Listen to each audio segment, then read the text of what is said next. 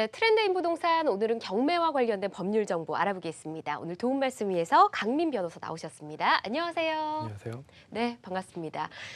저희가 이 시간 통해서 임대차 보호법상 대항력과 우선 변제권이 있는 임차인의 경우는 이 집이 경매로 넘어가더라도 권리를 챙길 수 있다 이렇게 배웠잖아요. 예. 근데 임차인 당사자는 개인적인 사정으로 인해서 전입신고를 하지 못하고 가족들만 전입신고를 하는 경우가 있더라고요. 이럴 때는 뭐 임차인의 대항력과 우선 변제권 인정을 받을 수 있나요? 네, 임차인에게 주택임대차보호법상 대항력과 우선변제권이 인정되기 위해서는 말소 기준 권리보다 빠른 전입신고가 필요한데요.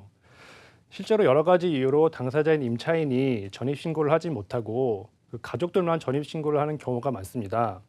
이 경우 당사자인 임차인이 전입신고를 하는 것이 원칙이지만 설사 본인이 전입신고를 하지 못했다고 하더라도 그 배우자나 자녀 등 다른 가족들이 전입신고를 한 경우에는 임차인은 대항력과 우선변제권을 행사할 수가 있습니다. 네. 그 연장선상에서 그 임차인이 가족과 함께 해당 부동산에 계속 거주하면서 다른 가족들의 전입신고가 그대로 유지된다면 비록 임차인이 일시적으로 그 다른 곳으로 주민등록을 이전하였다고 하더라도 임차인은 그 대항력을 상실하지 않고 임차인의 대항력은 그대로 유지가 됩니다. 이는 우선변제권의 경우에도 마찬가지인데요.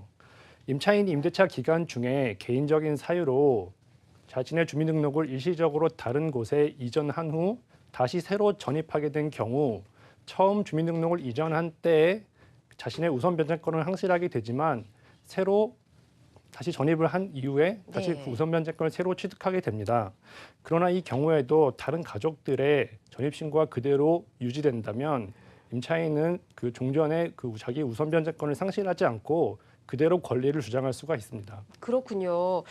그런데 만약 이런 경우도 있을 것 같습니다. 임차인이 만약에 주택에 실제로 거주를 하지 않고 또 해당 주택에 타인이 거주하게 할 경우, 이럴 때 전입신고를 마친 임차인 경우는 주택임대차보호법상 대항력 인정받을 수 있을까요? 네, 이 경우는 여러 가지로 이제 경우를 따라서 분석해 보셔야 되는데요. 첫 번째로 임차인이 적법하게 전대 또는 양도를 한 경우입니다. 예. 주택임대차보호법상 대항력을 갖춘 임차인이 임대인의 동의를 얻어 적법하게 전대나 양도를 한 경우 전차인이 일정 기간 안에 전입신고를 하고 해당 부동산을 인도받아 적법하게 거주하고 있다면 임차인이 갖는 대항력은 소멸하지 않고 그대로 유효합니다. 그러나 이와 달리 그 임차인이 임대인의 동의를 받지 않고 무단으로 전대한 경우라면 예. 특별한 사정이 없는 한 임차인과 전차인은 대항력을 주장할 수가 없습니다. 또 다른 경우가 임차인이 전대나 양도한 경우가 아니지만 당해 주택에 실제로 거주하지 아니하고 타인을 통해 해당 부동산을 점유하는 경우입니다. 이 경우 당해 주택에 실제로 거주하지 아니하는 임차인은 주민등록이 대상이 되는 당해 주택의 주소 또는 거소를 가진 자가 아닙니다. 따라서 임차인의 주민등록은 주민등록법상 적법한 주민등록이 아니어서 인정될 수가 없고 당해 주택에 실제로 거주하는 점유자가 자신의 주민등록을 마친 경우에 하나여 비로소 그 임차인이 제3자에 대하여 적법하게 대항력을 취득하게 되는 겁니다. 그렇군요. 근데 전입신고와 관련해서 이 주택의 지번이나 동호수를 정확하게 기재를 하지 않을 때 불이익을 받을 수도 있다는 얘기를 들었거든요. 어떤가요? 예, 맞습니다. 만약 임차인이 착오로 그 건물의 주소지와 다른 지번에 그 전입신고를 한 경우에는 그 지번을 정정한 때에 비로소 임차인에게 우선변제권이 발생하게 됩니다. 네. 따라서 이 경우 임차인에게 상당히 불리한 경우가 생기는 거죠. 따라서 전입신고는 반드시 정확한 주소지에 해주시는 것이 중요해요. 네. 그렇지만 주택의 종류에 따라서 이 엄격성에는 다소간의 차이가 있습니다.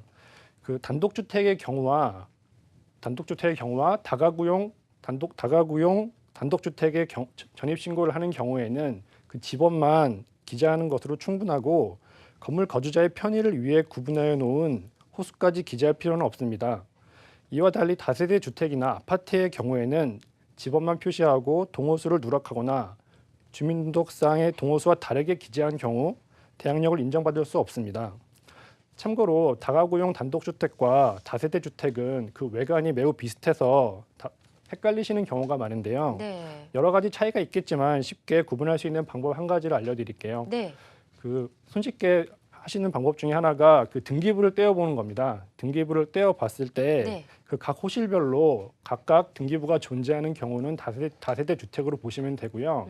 건물 전체에 등기부 하나만 존재하는 경우에는 예. 다가구 주택으로 보시는 게 맞습니다. 아, 잘 알겠습니다.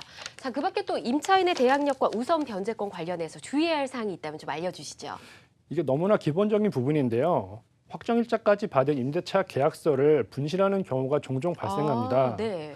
이 경우 집주인이 동의를 받아서 임대차 계약서를 새로 작성하더라도 예전에 받아놓은 그 과거의 확정일자가 다시 살아나는 것은 아니거든요. 네. 따라서 이 경우 임차인은 본인의 우선 변제권을 행사할 수 없게 됩니다. 그 확정일자를 받은 임대차 계약서는 그 임차인이 보관하고 있는 한부가 유일한 거기 때문에 이를 반드시 잘 보관하시는 것이 중요합니다. 네, 잘 알겠습니다. 오늘도 도움되는 말씀 많이 들었습니다. 함께해 주셔서 고맙습니다. 네.